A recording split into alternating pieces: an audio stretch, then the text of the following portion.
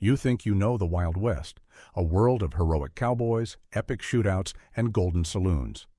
But there was a darker, more persistent enemy lurking in the shadows, and in the sunlight, and in every single home.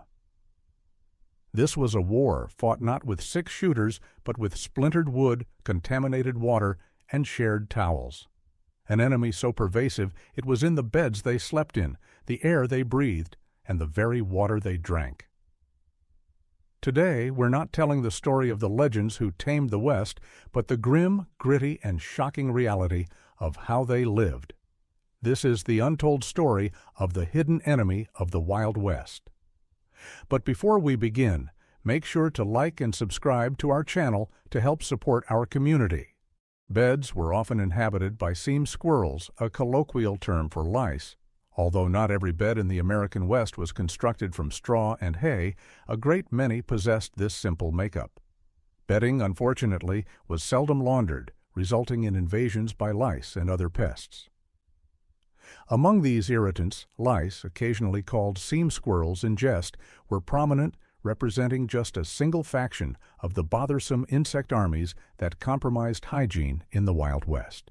Flies infiltrated food supplies and human waste, combined with the persistent intrusion of mosquitoes into poorly sealed dwellings. The accounts of Rose Pender, a traveler in the American West from 1883 to 1888, vividly illustrate these hardships. She described an evening when her sleep was interrupted by a swarm of insects, allowing her very little repose.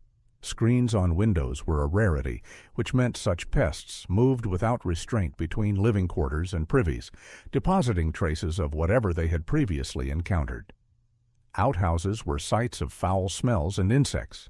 Privies were a fundamental component of frontier life, though some settlers chose to use the wilderness as their restroom.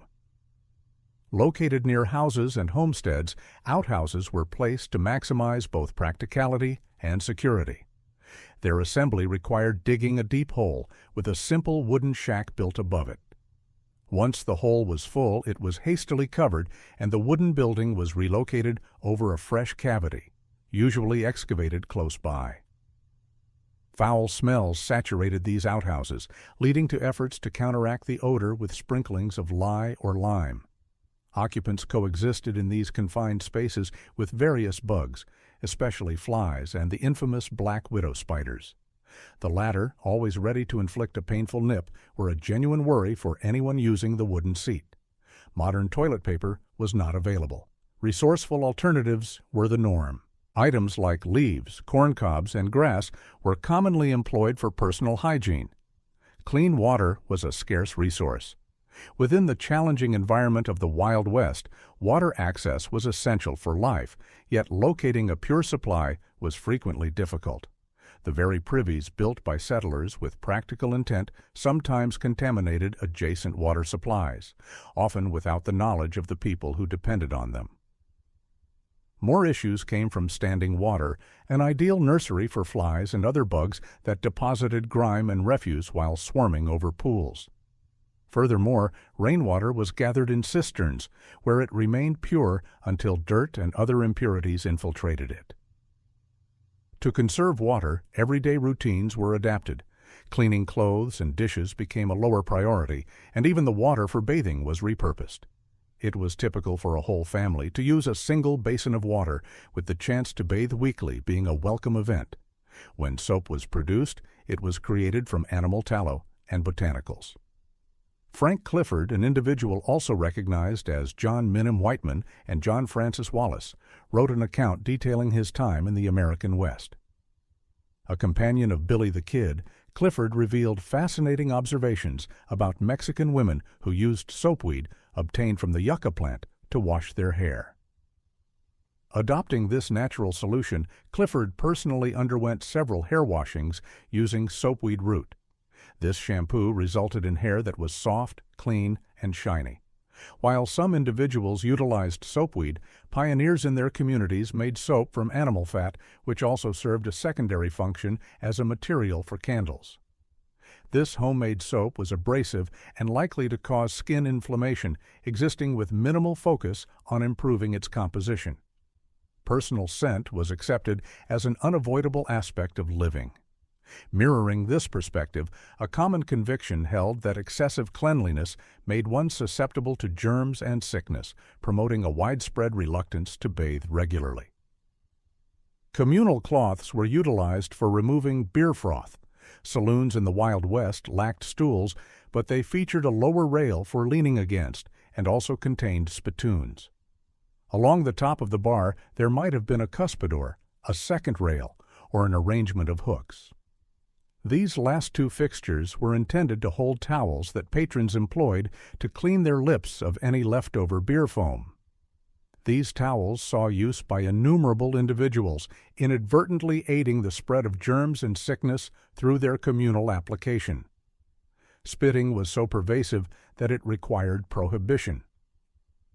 In saloons across the western frontier, men expelled tobacco onto the floor where spittoons and cuspidors were positioned along the bar's front. Expectoration was concealed with sawdust, but this grew troublesome as respiratory illnesses like pneumonia and tuberculosis spread widely. The sawdust, initially a harmless covering, turned into a productive environment for pathogens. Saloons frequently rented their floor space to travelers.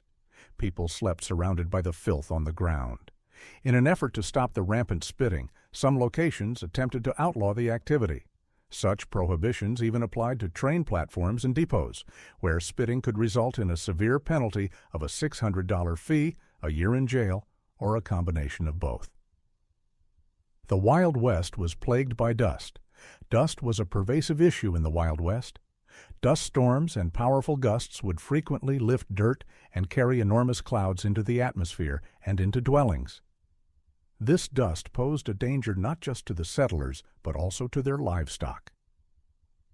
As Sarah Atherton, her spouse Jed, and their children traveled over the western terrain, Sarah's eyes suffered a burning sensation, as recorded in Mary Ellen Jones's daily life on the 19th century American frontier. Dust permeated everything, and since midday she had been facing directly into the sun. Her sun hat provided very little defense. Poor dental health was simply a standard condition in the West. Implements such as toothbrushes, toothpaste, and dental floss were not commonplace in the Wild West. When issues with teeth occurred, a straightforward and quite severe remedy was typically employed: pulling the tooth. Without access to contemporary dental care, people sought out barbers and even blacksmiths, versatile individuals who used tools resembling pliers to extract aching teeth. No anesthetic was administered, though a generous drink of whiskey might lessen the pain. While options to avoid extraction were available, dental care was a very low priority for the majority. At stagecoach stations and public venues, individuals would utilize a shared toothbrush, and particles of food stuck in teeth were dislodged using knives. Cholera and similar illnesses were significant concerns.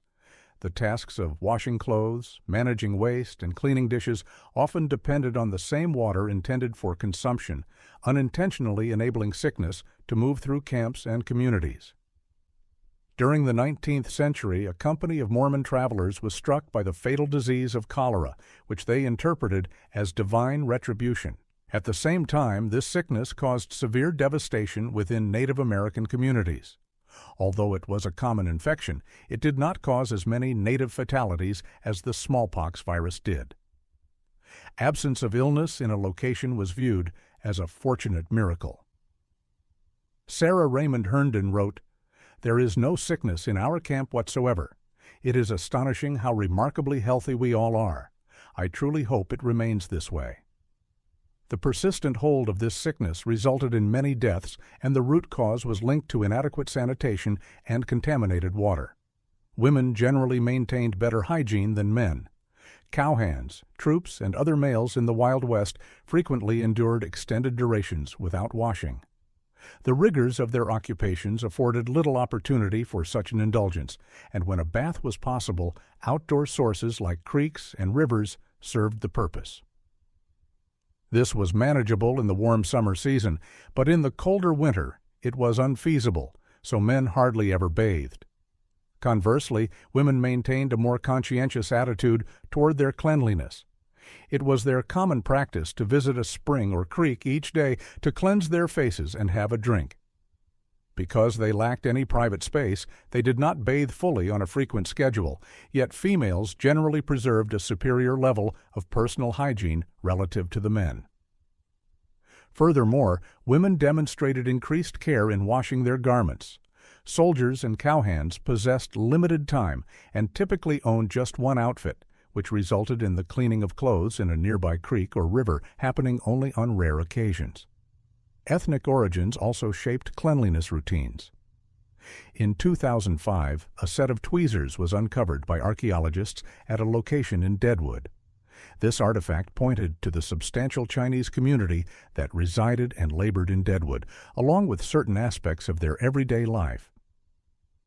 As stated by Don Ivy, the academic who discovered the tweezers, Chinese men preferred to pluck their facial hair rather than shave. They additionally employed the tweezers for partaking in opium, but it is thought the specific tweezers discovered were utilized for female grooming for those same historical purposes. Certain males sported characteristically long hair. Noted individuals from the Wild West period, including James Butler, Wild Bill Hickok, and George Armstrong Custer, were recognized for their exceptionally long hair, a signature trait. It is noted that Custer applied cinnamon oil to impart a pleasant fragrance to his hair. Whenever cowboys made trips into settlements, a generous selection of personal luxuries was available to them.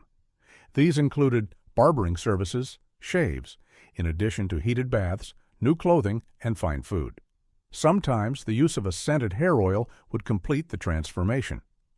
By the latter part of the 19th century, long hair fell from fashion, and men commenced trimming their hair routinely. The prevailing theory is that men started to keep their hair shorter as a renunciation of pre-war conventions. We've romanticized the West, but its true battle was against an invisible frontier of filth. It makes you wonder. With all our modern comforts, have we lost that gritty resilience? What could you never have endured? Tell us below.